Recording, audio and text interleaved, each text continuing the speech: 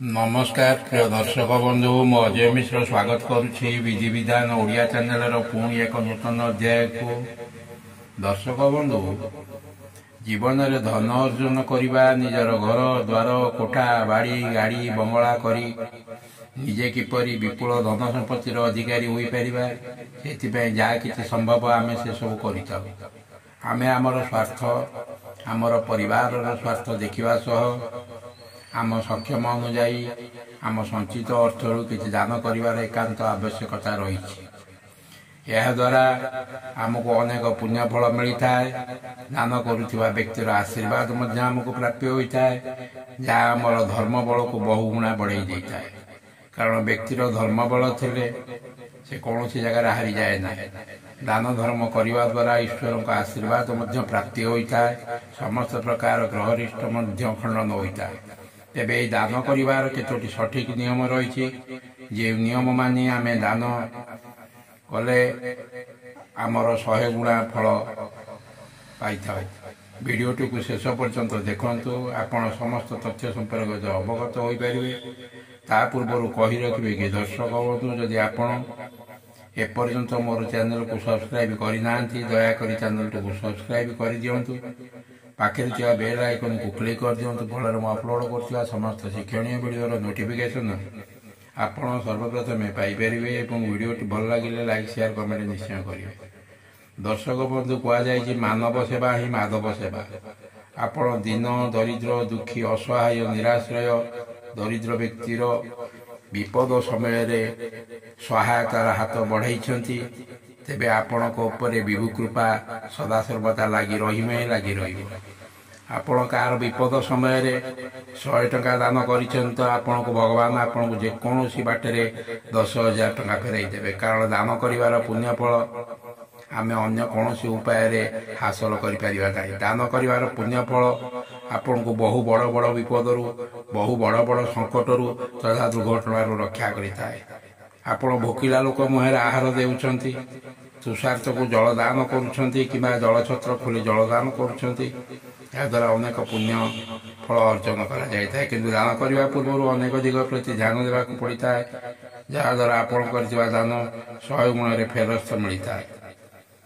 प्रथम आपण जहाँ दान करुछंती जहाँ भी दान देउछंती एथिपई आपण यार प्रचार किंबा प्रसार करंतु नाही किंबा अन्य मानक आगे यह प्रकाश करंतु नाही जहाद्वारा आपण करिथिबा दान निष्फल हो जाए।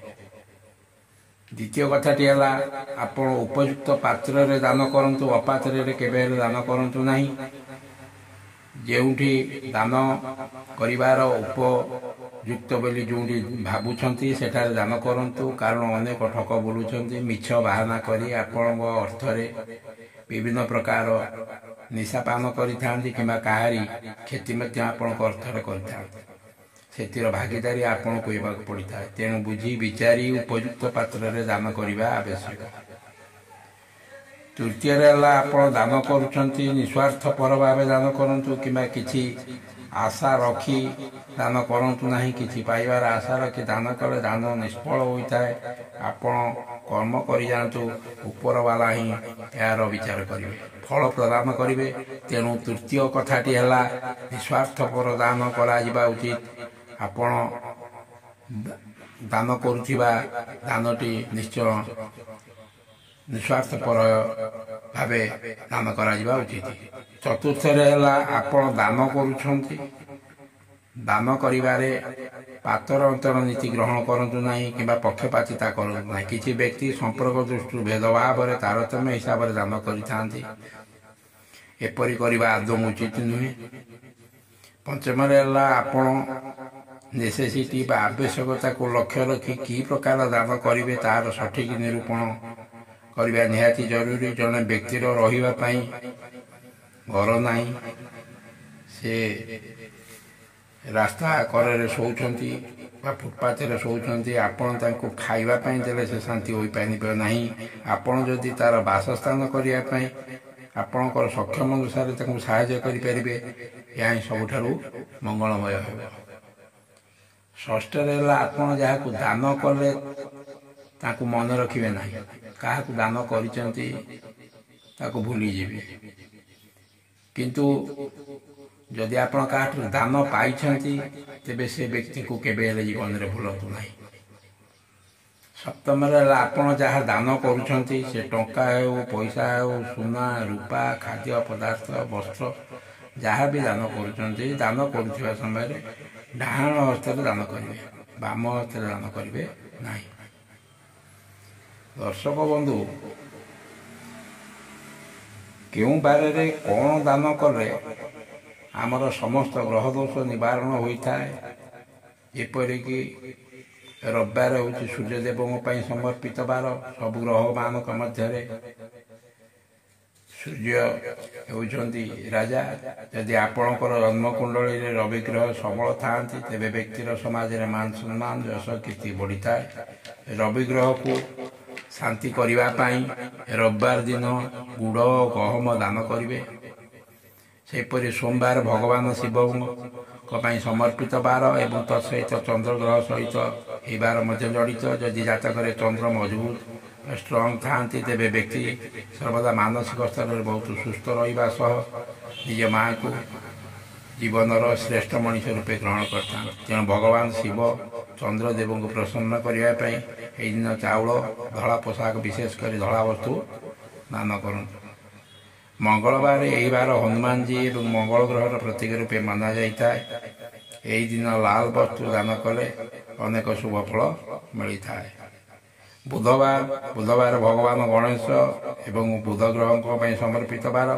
ଏହି ଦିନ ସବୁଜ ବସ୍ତୁ ଯେପରିକି ସବୁଜ ବସ୍ତ୍ର ଇତ୍ୟାଦି ଦାନ କଲେ ଆପଣଙ୍କୁ ଅନେକ ଶୁଭ ଫଳ ମିଳିଥାଏ। ଗୁରୁବାର ଦିନ ହେଉଛନ୍ତି ଭଗବାନ ବିଷ୍ଣୁ ଏବଂ ବୃହସ୍ପତିଙ୍କ ପାଇଁ ସମର୍ପିତ ବାର। ଏହି ଦିନ ସାଫ୍ରନ କଲର ବା କେଶର କଲର ବସ୍ତୁ ଯଥା ସୁନା ବା ଏହିପରି ରଙ୍ଗ ମିଶ୍ରିତ ଯେକୌଣସି ବସ୍ତ୍ର ବା ସାଫ୍ରନ କଲରର ପୋଷାକ ଦାନ କଲେ ବୃହସ୍ପତି ଗ୍ରହ ମଧ୍ୟ ସନ୍ତୁଷ୍ଟ ହୋଇଥାନ୍ତି ଏବଂ ଭଗବାନ ବିଷ୍ଣୁଙ୍କର ଆଶୀର୍ବାଦ ଲାଭ ହୋଇଥାଏ। ଶୁକ୍ରବାର ଦିନ ହେଉଛି ମା ଲକ୍ଷ୍ମୀଙ୍କର ବାର। ଏହା ମଧ୍ୟ ଶୁକ୍ର ଗ୍ରହର ପ୍ରତୀକ ରୂପେ ସମର୍ପିତ ବାର। ଶୁକ୍ର ଗ୍ରହ ମଜବୁତ ଥିଲେ ଏହା ମ୍ୟାରେଡ଼ ବା ବର୍ତ୍ତମାନ ଦାମ୍ପତ୍ୟ ଜୀବନ ଏବଂ ବୈବାହିକ ଜୀବନରେ ଆମେ ଶାନ୍ତି ଏବଂ ସୁଖ ପାଇଥାଉ।